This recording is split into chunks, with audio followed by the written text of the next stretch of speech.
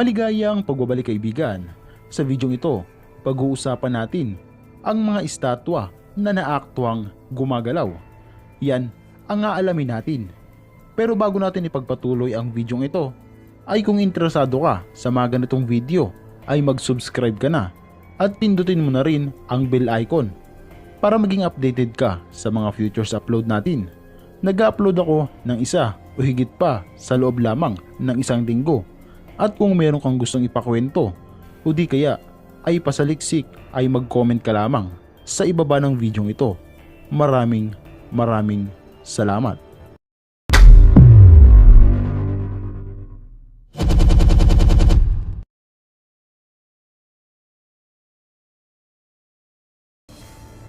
Kapatid, ang mga estatwa ay sumisimbolo sa isang malayong eskultura na kung saan ang iba ay nagpapahayag ng kalayaan.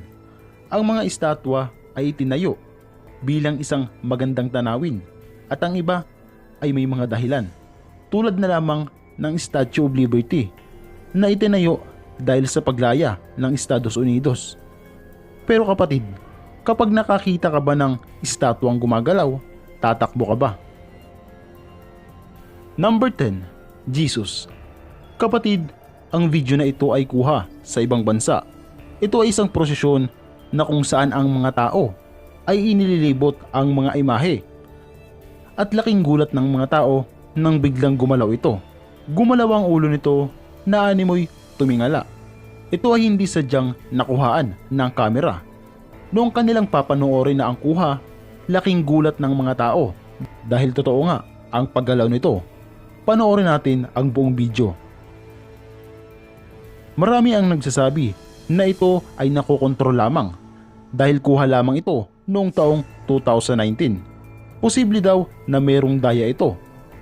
Pero kapatid, para sa akin ay wala itong daya dahil maraming tao ang nagpatunay nito at ipinacheck pa nila ang estatwa o imahe.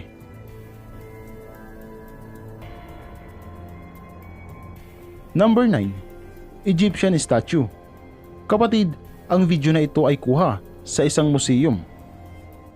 Alam naman natin na ang mga museo ay isang pasyalan kung saan maaari kang makapag-aral at malaman ang mga bagay-bagay sa mundo. Pero alam mo ba na sa museo ay mayroong estatwa na gumagalaw? Noong una ay hindi pa ito pinapansin, pero sa katagalan ay nagtaka na ang mga empleyado dahil panay-panay ang ayos nila dito at akala nila na merong gumagalaw lamang dito. Kaya nagpasya silang lagyan na lamang ito ng kamera at laking gulat nila nang makita nila na gumagalaw lamang ito ng mag-isa. Panoorin natin ang buong video.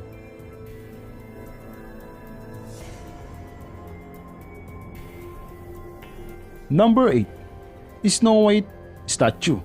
Madalas mo itong makikita o maririnig sa mga bata. Si Snow White ay isang prinsesa na kung saan pinagmalupitan siya ng kanyang madrasta o stepmother. At si Snow White ay sikat na sikat sa buong mundo. Pero alam mo ba kapatid, na sa isang parke sa Mexico ay mayroong estatwa ng 7 Dwarf at Snow White. Marami ang nagsasabi na ito daw ay gumagalaw. Sa isang video na kung saan gumawa sila ng isang paranormal investigation ay mapapansin nyo na busy sa pagre-report ang mga taong ito. Pero makailang sandali pa nang matutukan ng kamera si Snow White, bigla na lamang itong kumurap. Sa sobrang takot nila doon ay nagtakbuhan sila papalayo. Sabi ng paranormal expert, meron daw kaluluwa sa loob ni Snow White na hindi na makalabas pa. Kaya gano'n na lamang ang estatwa ngayon.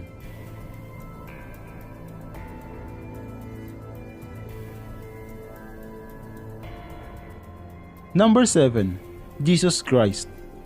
Alam naman natin na sa mga simbahan ay mayroong imahe ng Panginoon. Kaya sa kuhang ito ng isang cellphone camera ay nakuhaan niya ang pagmulat at pagpikit nito ng mata. Kitang-kita kung papaano ito tumingin. Alam naman natin kapatid na ang mga ito ay hindi talaga gumagalaw at walang buhay. Marami ang nagsasabi na isa itong kahibangan at gawa-gawa lamang ng mga tao. Pero marami din naman ang nagsasabi na ito daw ay totoo. Panoorin natin ang buong kuha para mapatunayan natin sa sarili kung totoo ba ito o hindi.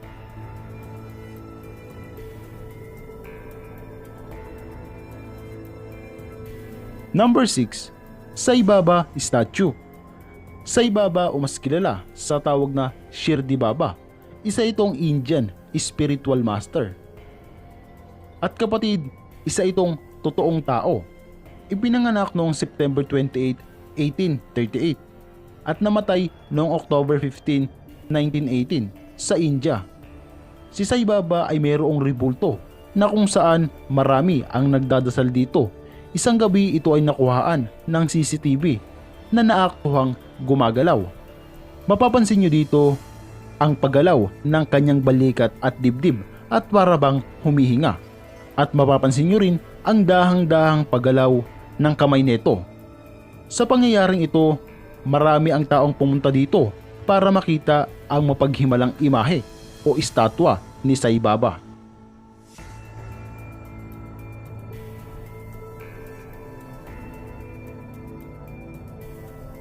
Number 5. The Living Statue o ang The Molinier Underwater Sculpture Park.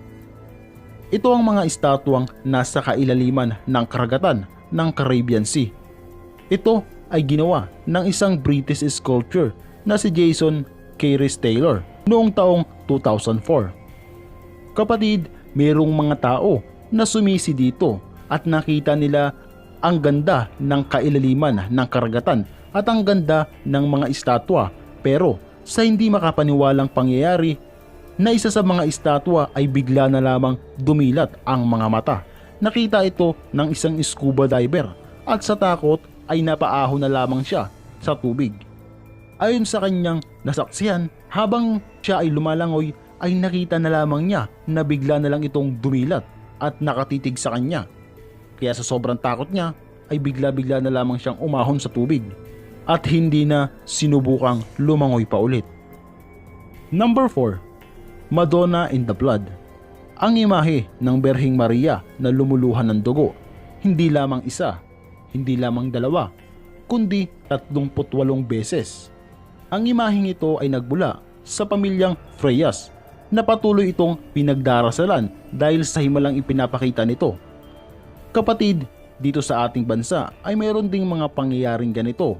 Pero ang pinagkaiba lamang, ito ay totoong dugo at napakaraming beses na itong lumuha. Ang nagmamay-ari ng imaheng ito ay si Rosana Mendoza Freyas. Para mapatunayan sa lahat ay kinuhaan niya pa ito ng video na naaktuhang lumuluha.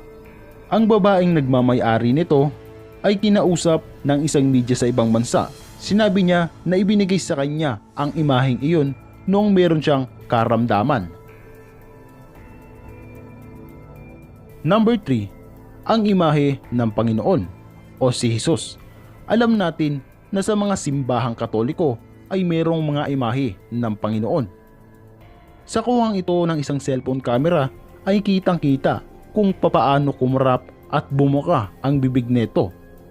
Marami ang nagsasabi na ito ay totoong gumagalaw at hindi ito isang himala dahil sa katunayan mayroon daw itong battery o hindi kaya nagpapagana talaga. Ang imahe na ito ay may kakayahang kumurap ang mata at bumuka ang bibig. Pero meron din naman mga taong nagsasabi na naniniwala dito na ito raw ay totoo at isang himala. Pero kapatid, kung ano ang kanilang paniniwala ay hindi natin masisisi. Number 2. Virgin Mary. Sa video naman na ito kapatid ay mapapansin dito ang paggalaw ng isang painting sa loob ng isang simbahan sa St. Charbel's Catholic Church sa Australia. Ang nakakamanghang paggalaw ng isang imahe ng Birheng Maria ay nakakamangha. Ayon sa mga nakasaksi, ito daw ay mayroong sinasabi dahil bumubuka ang bibig nito. Sa katunayan, 2 tao ang kumuha ng video dito at napansin nila na parehas lamang ang kuha nila at saktong-sakto ang pagbuka at paggalaw ng bibig nito. Nang makuhaan nila iyon ay in-upload nila ito sa internet at dito na nga ito ipinirata ng mga tao o ipinag-usapan. Marami ang nagsasabi na ito raw ay isang himala. Number 1. Blinking Buddha. Noong taong 2011, ang bilang ng imahe ng Buddha sa Malaysia ay umabot na sa milyon. Pero meron ditong isang Buddha na kusang gumagalaw, kumukurap ang mata at ang labi ay gumagalaw na animoy parang humihinga. Ang pangyayaring ito ay kuha lamang ng isang cellphone camera. Panoorin natin ang buong video. Kapatid, kapansin-pansin nga dito sa Blinking Buddha ang paggalaw at pagkurap ng mata nito. So ano kaya? Totoo kaya ito o hindi? Comment mo naman sa ibaba ng video ito kung ang mga napanood mo ay totoo o gawa-gawa lamang ng mga tao. Maraming salamat sa panonood mo. So this is Win YT. I'm out.